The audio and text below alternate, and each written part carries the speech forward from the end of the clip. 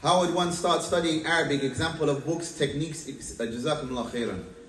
I gave a whole lecture. I think the brothers have it on Salafi sounds with regards to how to learn the Arabic language. But in brief, a summary. And again, people have different techniques. This doesn't mean that it's the only technique. And again, as human beings, we may have a bit of bias the way that we learned. You know, that's understandable, you know, because people will tell you, you know, these are the best books. And those type of generalized statements, they're inaccurate. It's a bit, you know, of exaggeration because it's relative, meaning to you. Other people may find other books more beneficial. However, myself, I would advise the brothers and the sisters to learn the Medina books. Why? Because alhamdulillah, I studied from the Medina books. Not saying that they're perfect. They're not perfect. No doubt, any book except for the book of Allah Azza wa Jal will have deficiencies and discrepancies. Allah Azza wa Jal refused to give perfection to any book except His book. However, learning Arabic comprises of three things. Who can tell me what they are? Anyone? Learning Arabic comprises of three things. Listening. Huh? Listening. No. Okay, listening. No, I'm not talking about that. I'm talking about learning the language itself.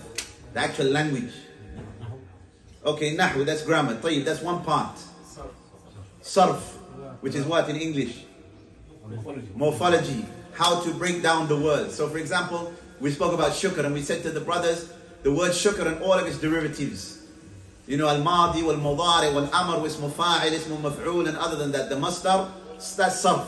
Yes, you have to learn that. What's the last part? Huh? لا هذا النحو يا شيخ. أجرمي النحو. نعم. فضل. No, not shi'r. Man, you want to be Sibaway? Allah yahdik. We're talking about learning the language. Fadl at the back. Vocabulary. That's, you had the right word in English, but you had the wrong word in Arabic. What was your word in what's the word in Arabic you're looking for? Yes. Who can help him? Mufradat. The word you use is for synonymous terms. But mufradat, that's the three parts of the language. Grammar, sarf, morphology, and likewise vocabulary.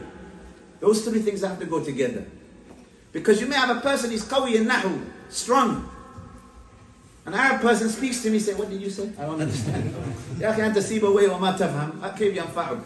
going to benefit you? You're hearing ayat of the Quran, you can say this is mubtada khabar, ism fa'il, kada, you know, ismu inna, khabaru inna. You can give all of that, but you can't understand the Quran because you don't have any vocabulary. Ma yanfa'uk. So, in addition to the grammar, you need vocabulary. So, I advise the brothers, what I used to do, I used to carry a little notebook in my pocket.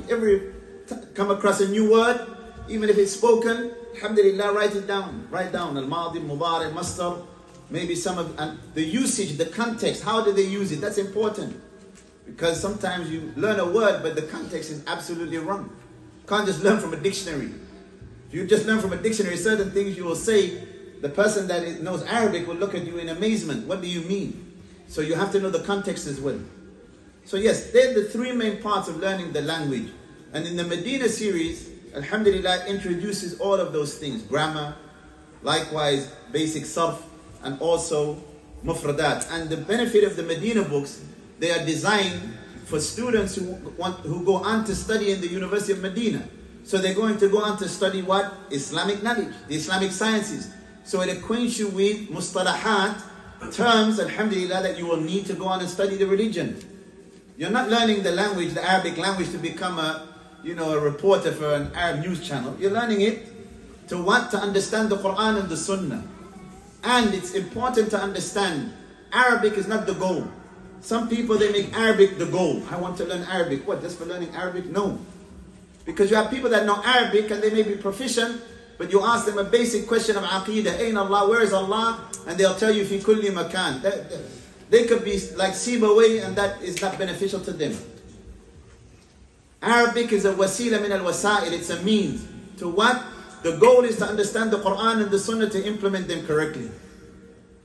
That is what it's for. Now, it's not the goal itself. Barakallahu feekum. So that's a brief summary with regards to learning the Arabic language. And again, one of the most important things in learning the language is consistency. Consistency. And a proof of that, ikhwan, how many people that start book 1 never escape it? They've done it, they started maybe 10 times or more. It's like a barrier that the hurdle they can't jump. But consistency, a small amount, consistently, alhamdulillah, and you build, and you build, and you build, and before you know it, Allah Azza wa Jal blesses you, and then you understand the language, and it's amazing to you that at one point you didn't know the language, because it's like something that happens so quick. And there's no better feeling that you read the Quran and you can understand it.